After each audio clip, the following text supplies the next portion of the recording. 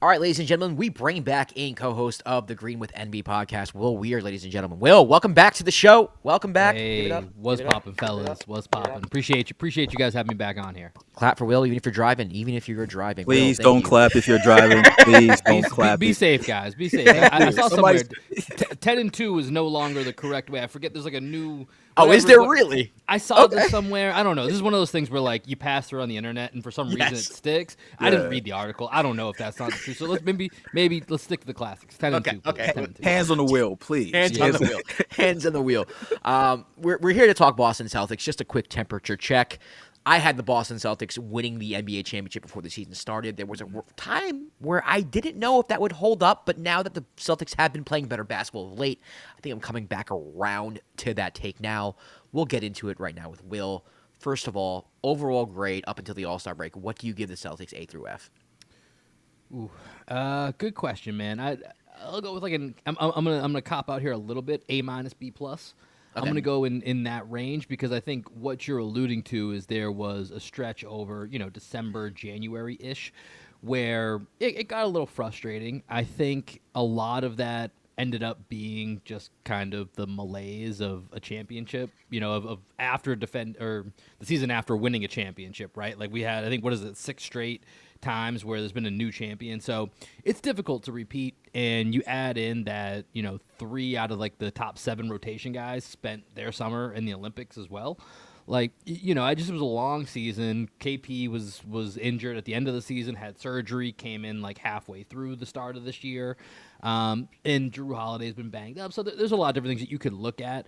I was getting close to the way that you just kind of laid it out, Josh, where I was like, do I need to actually worry about this? Because at the same time, it's like, damn, we just won a championship. Why am I going to sit here and just ring these alarms that don't need to be rang? And thank God I have a co-host that's a little bit more level-headed than I am. He brings me down because, like, especially if we do a post-game pod, I'm just like, why do I keep showing up for these games against the Kings without Fox, and then we sit here and we lose, and we got to come in here and do a podcast? Why am I devoting my time to it? Like it was more of like a personal attack, but ultimately, I think the Celtics just went through a little bit of a malaise. I think what you're seeing heading into the All-Star break here, 10-3 in their last 13, winners of 7 out of their last 8. I've seen a lot more of the, let's call it the old Celtics, which is last year's Celtics, in this last stretch. And there's something visceral that you feel when you cover a team or you have a favorite team that you watch night in and night out, and especially where there's a lot of the core of this team that I've seen for so many years. You just know when it feels right and when it feels wrong, right? Like it's not always box scores, analytics. So sometimes it just feels right and feels wrong. And there is stuff that backs that up. But I think over this last stretch, I've felt a lot more like, okay, we gotta chill here. We're 3-0 against the Bucks. We're 2-1 against the Cavs, and the one loss, no Jaylen Brown, no Drew Holiday, came down to the wire. 2-0 against the Knicks. Like, at least when we look at the Eastern Conference, there's really not a lot to stress out about. Do you think that you're at the point where, I don't want to say it doesn't matter, but like the regular season is not so much of a concern as much as it was in previous years because of how good this team can be when it's time to go? Oh, 100%. Yeah, I mean, the goal for the Celtics at this point is get to the finish line healthy. There's about 30-ish games left or whatever it is. Like, that's the number one way that this team, at least getting through the East, the way that they don't get through it is likely with injury. Like, that's the biggest thing. And when you have 38-year-old Al Horford, when you have 34-year-old Drew Holiday who's been banged up, KP, we know that's just part of the deal with KP. When he's out there, it's awesome. But, you hold your breath every time he goes up for a block shot or he falls over and then someone might roll into a knee. You never know. A lot of lower body injuries on my guy, KP. So it's a little bit nerve-wracking watching a game. But I think, for this team, if they can hold up injury-wise, it's really hard to find too much of a concern, which I know I apologize still. This is a pretty boring statement here for the Celtics, but that is kind of the way you have to look at it is, can you get to the finish line healthy? And, yeah, there'll be things that matter. I think there's certain games that matter, and I alluded to the records they have versus the other top teams in the East. Like, there's games like that. If they're, going up against the Nuggets or the Thunder, then I'm going to be like, all right, let's get up for this game. Let's see what this looks like. But, like I mentioned before, the nights where they don't show up against the Pelicans or they have a game against the Bulls and, Ayo Dosunmu goes off or something crazy like that. Like, I can't read much into that. It just kind of is one of those things where, It's an 82 game season. At the end of the day, there's only one goal when you're talking about a team in Boston, and that's raising another banner. So at the end of the day, it's going to be those select games that matter. But night in and night out, it's really going to be hard down the stretch here to get too riled up. I mean, I guess this is kind of the same question, or you're adding on to, maybe you'll add on to what you just said, but they're 22-6 on the road, but they're 17-10 at home. Is that concerning at all? Is that something where you're just like, I don't know, like maybe this comes to bite us in the ass in the playoffs, even if we have home court advantage, maybe not in the first 2 rounds, but in the conference final or in the finals? I mean, it's funny, man. Like last year was the first year where I felt like, man, these guys get it because we've lost a lot of home playoff games in the Jays run. Let's just call it the Jays run. There's been a lot of home playoff losses for a team that's had this much success, this many conference finals runs, 2 finals in the last 3 years, and of course championship last year. There's been a lot of home losses, and so last year they were super dominant at home. I think they were like 37-4 or something to that effect. In their home record last year, I was like, all right, these guys finally get it. In the first 2 rounds last year, their only 2 losses were at home. So it was like, here we go again with this team. So I want to say it's concerning because I do get frustrated because one of the things Jason Tatum loves to say, and I really respect this about him as a superstar, that he says he always, and it's so hard for the team to pull Tatum out of a game because he plays. He plays every single game, and he's got this line where he's talked about, the kid who comes to see me, on a Tuesday night in Charlotte. It's the only time we go to Charlotte all year. He's like, I got to go out there for them. And I'm like, that's awesome, man. That's so cool to see that in a superstar. But at the same time, there's part of me wants to be like, okay, but can we win some games for the kids at home? Like we got kids out here starving for wins, back man. in Boston. Like, right. They're going to a Kings game without De'Aaron Fox, and like a Kings game on a Friday night is the cheapest you're going to find in Boston, right? Like, right. You play the Lakers, everybody's priced out. Knicks, you're priced out. Cavs are good right now. You're priced out. Like kids can't get to those. So, it's obviously not ideal being 17-10 at home, but it's hard to be concerned because this team's been through so many battles. Ideally, I'd love to have some home games, home game 7 at home, but it's going to be tough to catch the Cavs. So other than the Cavs series, we should have, home court in the first and second rounds, and then we'll see depending on who makes it out of the West. But ultimately, once again, it's those things where if you have a team that you've seen do it before, you can kind of look past that. And because they're also so good on the road, it tells me that, when there's not the distractions or there's not, they're kind of need to lock in, this team can do it. 22-6 on the road is an exceptional road record. And so that tells you right there that they don't care where they play. I think it's more just going to be, the particular matchups game to game that are going to matter more than home versus road. But to be clear, it'd be nice to have a few more home wins. This is more of a little bit of a silly question, but do you think Missoula likes it when you guys lose? That's a great question. I think he does, actually. I think you're spot on. Like, I actually, at one point when they were going through that tough stretch, I was intimating that I think he's doing stuff on purpose to make us struggle. Right. Like, I think just like tweaking a little bit here and there. He had like a few like weird substitution patterns, or he'd like, and here's the thing, like Joe Mazzulla has had such an interesting history for a third-year head coach, or I guess 4th year now, or third, whatever it is. Young head coach. He's our age, right? He's 36 years old. Like, he's super young to be in the position that he's in, and he's been to a Game 7 in the Eastern Conference Finals, been in, won an NBA championship, and now he's the head coach of a team that's 39-16 at the break. And starting with last year, once he had time to actually grow into his roles, people forget that first year he got a lot of grief, myself included, where he honestly was put in such an unfair position with the whole Ime Udoka situation that he almost deserves a mulligan for that year, and he still went to Game 7 of the Eastern Conference Finals and nearly was the head coach of the first ever team to come back from a 3-0 deficit. And if Jason Tatum doesn't roll his ankle in Game 7 on the very first play, maybe that happens. And they probably lose to the Nuggets, but maybe they're in the finals 3 straight years. Like, that is a real possibility. And so with Missoula, from last year through this year, now everybody knows this dude's personality. He's a freak. He's a weirdo. He's my coach. I love him. I personally, one of the things I always say is his energy, he and I would not get along. Like, we have very different energies. Like, he thrives in being uncomfortable. Yeah. If we're in person, I'm doing everything I can, even if it's against how I want to behave, to try to make the situation comfortable. Like, I'm a people pleaser. I'm going to be like, all right, this guy's not feeling this vibe. Let me change it up. It's on me to try to make this situation where, something better. Whereas Missoula's like, no, let's just keep it weird and let's keep getting more and more uncomfortable. So I think there is a part of him that does enjoy, and I mean, he's openly said he enjoys when the Celtics struggle, because to him, that's the fun of it, right? Like Joe Mazzulla going 82-0. I think honestly he's pretty bored doing that. That's Like I don't think he crazy. wants to go 82-0, right? Like Yeah. he loves having a 3-game losing streak or having a situation where you're down by 5 and have no timeouts left with 3 minutes to go. Like that sounds like ideal for him. That's like porn for Joe Mazzulla. He's a strange man.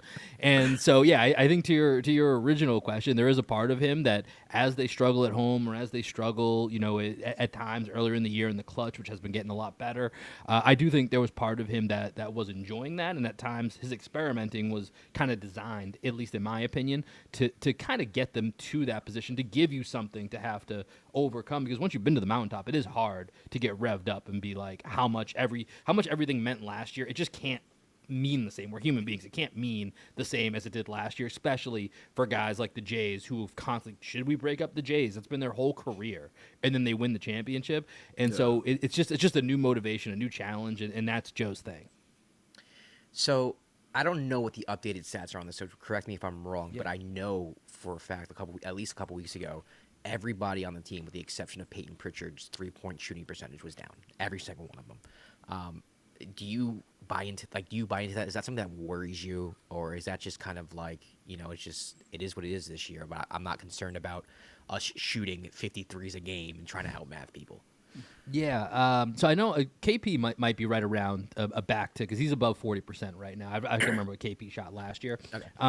But for the most part, that has been true throughout the majority of the season. That Peyton Pritchard's the only one on the uptick. There has been in recent weeks, Sam Hauser climbed his percentage back up over 40%. Derek White, who was really struggling at times, he's back at about 38%, but still climbing. And so, when you think about the Celtics shooting threes, it always just comes down to the process, right? Like, what is the process that they go about getting these threes? And I think, in the games where you see them just try to get by on the math, it's very obvious when they're just trying to get by on these like really quick early shots. And Joe does empower them to take shots early. Like Peyton Pritchard's had, potentially the 6th man of the year. One of the things that he does now that was reckless abandon, and I mean that in a positive sense, because I think it stretches the defense. It makes the defense have to think about this, is he gets the ball and pushes and just pulls in transition. Like that's not even, it's very rare you get a 6th, 7th man in your rotation that has that type of freedom and encouraged freedom to be able to do that. And so, the Celtics kind of average to below average shooting at certain points. I forget where they rank right now. At one point, for most of the season, they've been like kind of 14th, 15th, 16th in the league in 3-point percentage. I think it was a little bit of a concern. Some of that is starting to come together with, as we talked about, their run over the last 13 games or so. And then when you factor in like KP's coming back to full health, Derek White, he is a little bit of a streaky shooter, but we've seen this over the last couple of years. He goes through like a month and a half of downstretch, but then all of a sudden he turns back into, Steph Curry light at times, right? Like he fires away with like, 10, 12 threes a game sometimes. And you're like, all right, man, you're not quite Steph Curry, but he does have that type of green light to operate. So I'm not concerned, because I think the process of how the Celtics are getting them, which a lot of times right now, is coming from Jason Tatum, honestly. Jason Tatum's playmaking is what keeps this team going to that next level. And so teams are sending to at Jason Tatum, just saying anyone else beat us. And JT's finding a way to beat them either with his passing or even finding ways to dribble around these double teams. It's been incredibly impressive to watch what Jason Tatum has done with his game. And so I think overall there's some minor concerns. I think there's specific concerns when it comes to 3-point shooting. Drew Holiday, who's been a little bit injured, got a shoulder injury that he's been out for the last 4 games leading up to the break, and we'll see. I think he, once again, health is the most important thing, so him staying on ice I think will help, or just getting some extra rest.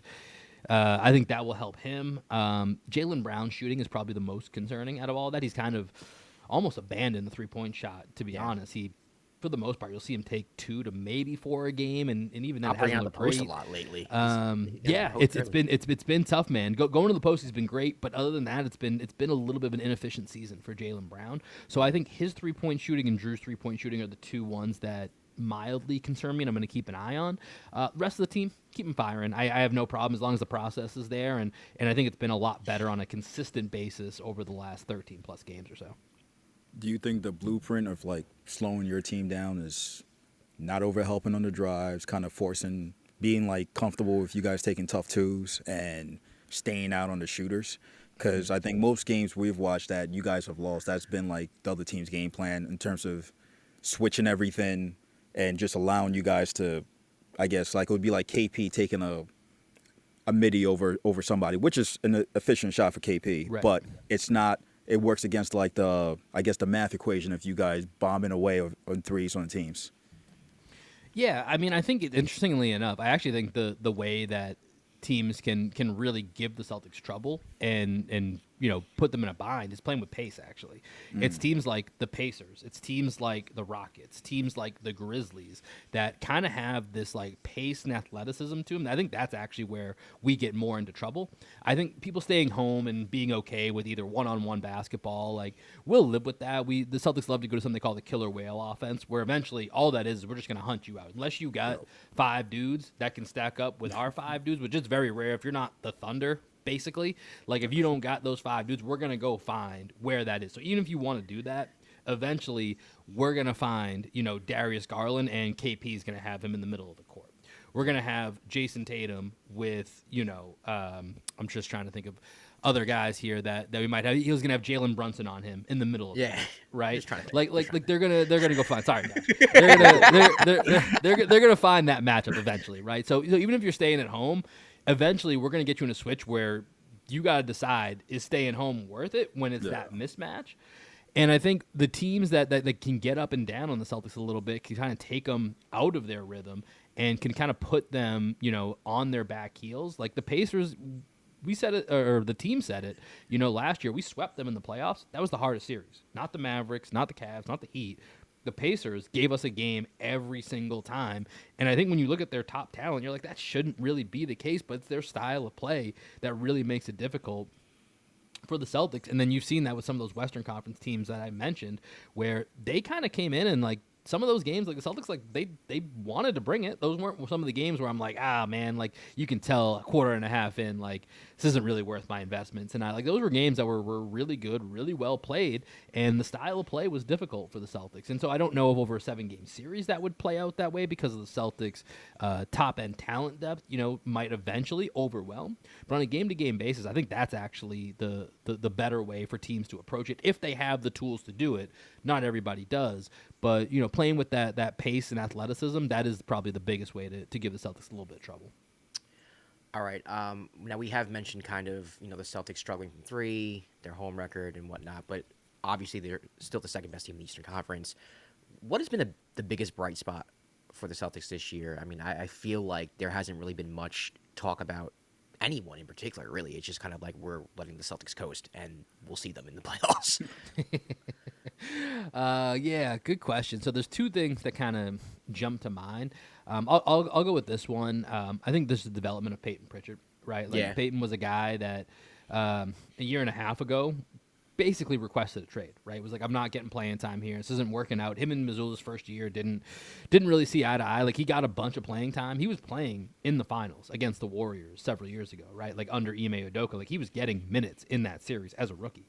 And then his second year with Missoula, it just something just kind of wasn't hitting right. And then last year he started off slow, and then he took off, and he did really well. And he's absolutely become a staple of Joe Missoula's rotations because of not just the 3-point shooting, but the energy that he brings. Like when the Celtics don't have it, he's the guy that injects energy. And obviously shocking, white guy in Boston. Fans love him. So, I love Peyton too. But like when he, it's one of those things where you bring him at the Garden and he gets up to go to the scorer's table with 3 minutes left in the first, like you start to hear the murmurs in the crowd, right? Like that is a part of what he's bringing now. And I think the electricity that he brings, and he's also a great offensive rebounder. That's probably the most underrated part of his game. His offensive rebound. Just watch him next time that you're watching the Celtics game. It feels like he gets 2 to 3 a game. I know that's not the exact numbers, but it feels like he's coming in on that backside. He's getting some boards, and occasionally, and this is the area where in season I've seen the biggest growth from him is kind of, and my co-host Greg has compared him before to Jalen Brunson. Not that they're the same player, but the way Jalen Brunson plays off 2 feet when he gets in the lane, Peyton Pritchard is now doing that much better than he ever has before. Even the beginning of the season, once people started kind of running him off the line a little bit, he kind of lost, what his abilities were in the lane or wasn't quite sure what to do. He's getting really good at playing off of 2 feet.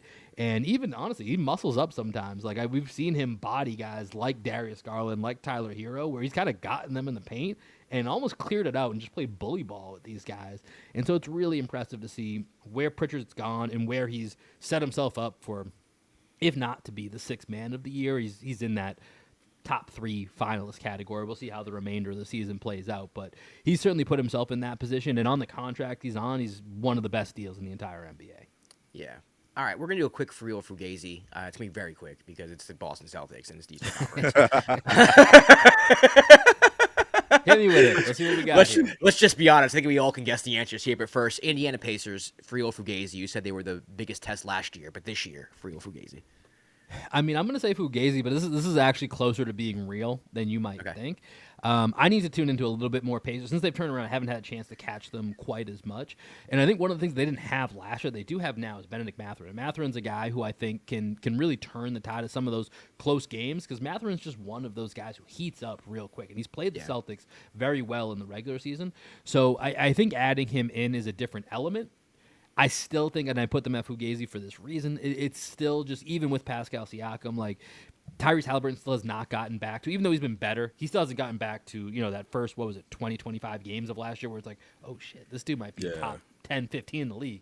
He hasn't got back to that level, so unless he gets there, which we'll see. I wouldn't bet on that at this point right now. Not that he'll never get there for his career, but with 30 games left, are we going to see that guy? I wouldn't bet on it. And so without that, it still just feels like there's too much top-end talent on the Celtics for the Pacers that they'll eventually overwhelm them. But if they play the Pacers in a series, I would not be surprised if that series went 6, even 7 games. Wow. Okay. Well, hold on. I was about to say, who scares you more, the Pacers or like the Hawks? Oh, Pacers Hawks. By far. Pacers by far. Yeah, I don't know where the Hawks came from. Haven't the Hawks beat y'all? Am I wrong? In your defense, Kwab, they've played us very well. They have played us well. That's because I think they beat y'all twice this year. They did, and they beat the Cavs I think twice or 3 times. And then they went this year 6 too. a couple years ago, right? In the playoffs, 2 years ago. But they're the most like inconsistent team in the East. 6. But that's why I just threw that out. That came out of nowhere, bro. No, it caught me off guard. In my mind, I was like, who's but the you're other? Not wrong. You might You're see them in not the first wrong. round. You might see them in the first round. That's what I'm saying. I mean, here's the thing. Them trading DeAndre Hunter, like I think we'll talk. I know the Cavs are coming up here in a second, so we'll talk about that.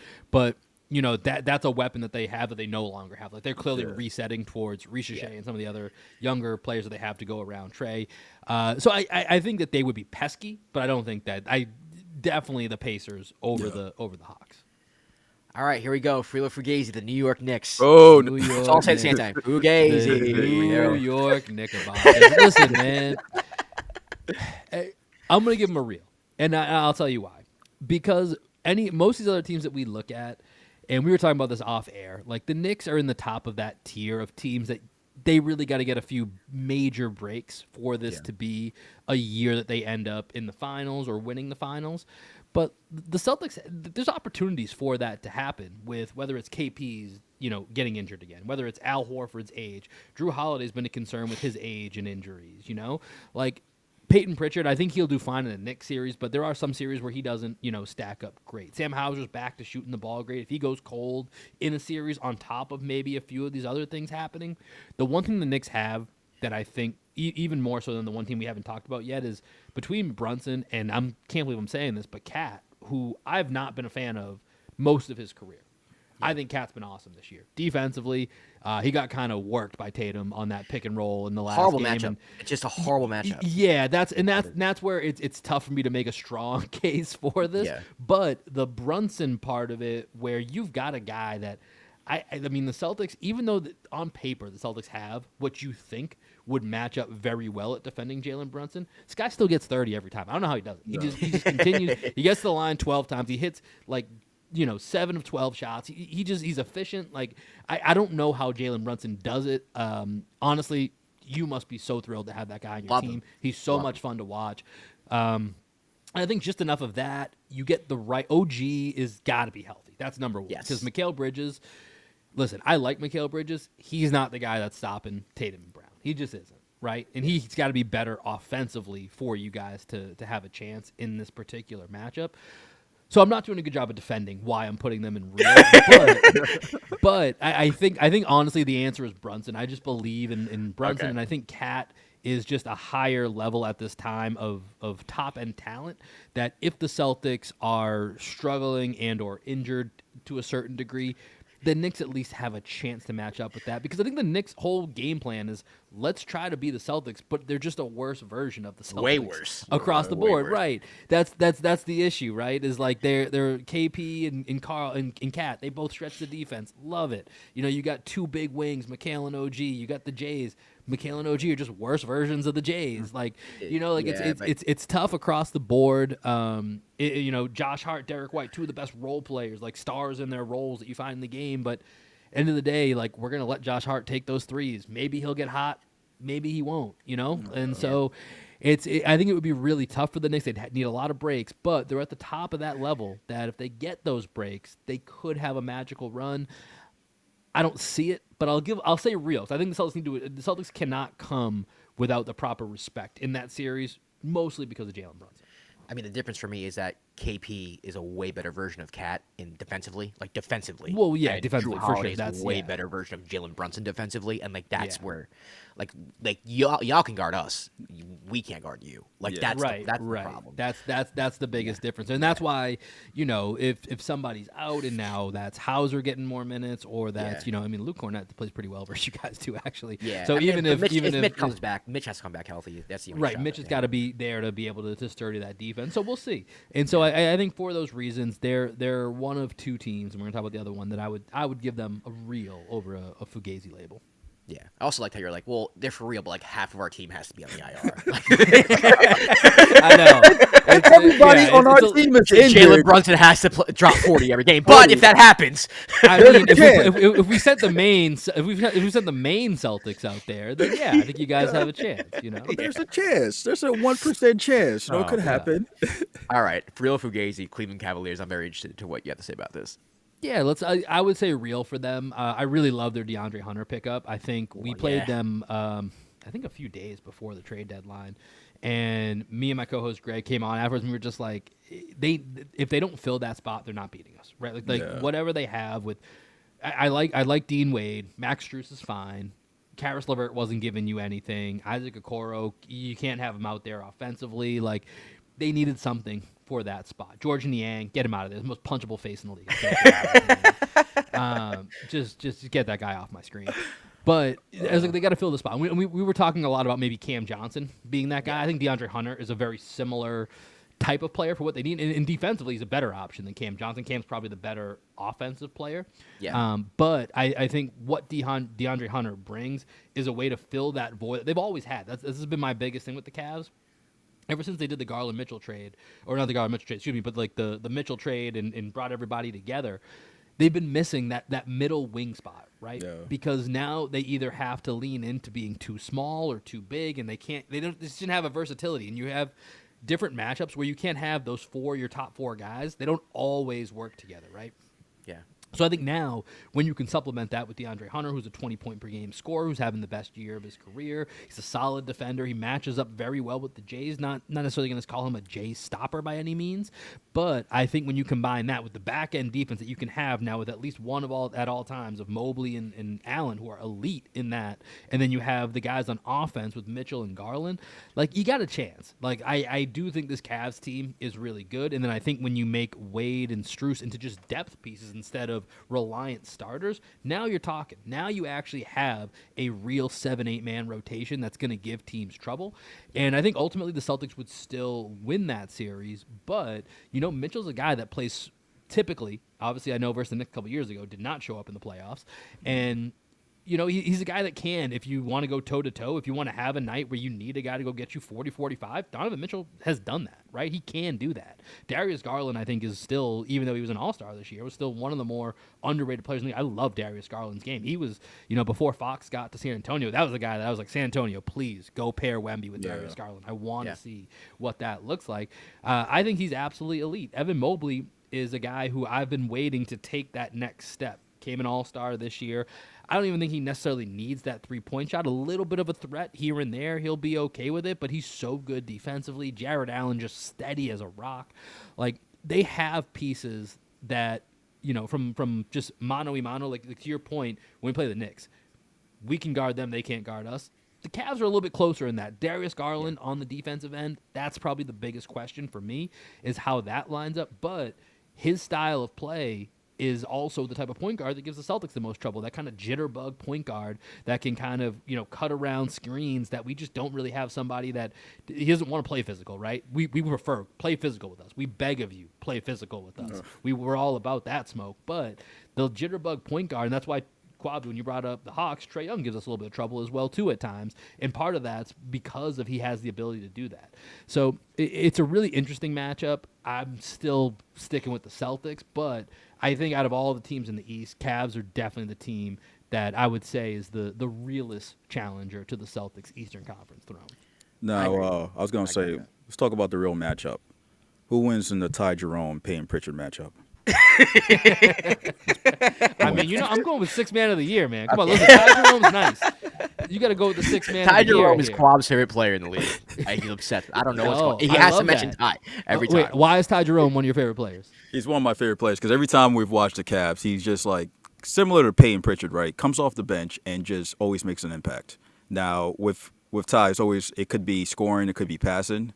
Mm-hmm. Sometimes it's also defense because he's a sneaky good defender. Even though kind of like how teams always target Sam Hauser and it never works out. He holds up better than you would think. Exactly. Yeah, it never works out. It happens. It happens with Ty Jerome too. So I always mention him just because he's been an X factor for the team in your win streak, but it never gets mentioned. Yeah. So he's kind of like, I always make the joke, Josh knows, I'm always like, I make sure to mention Ty Jerome anytime the Cavs are mentioned. No, I totally, I'm fascinated by this because I love as you cover the league and you watch so many games as we all do, there's random guys that you kind of just fall in love with. And my equivalent to this is Santi Aldama. That's my guy on the Grizzlies. So anytime we come with the Grizzlies, my co-host is just like, Will's just going to talk about Santi Aldama, like no matter what. That's just the guy that it's been for like 2 years now, and now he's kind of blown up a little bit more. He's a little bit more well known, but like for 2 years I've been like, we got to find a way to get Santi Aldama. So I'm always in love with like the random role player that catches somebody's eye. Yeah, Santi is tough. Comes off the bench and bombs away, man.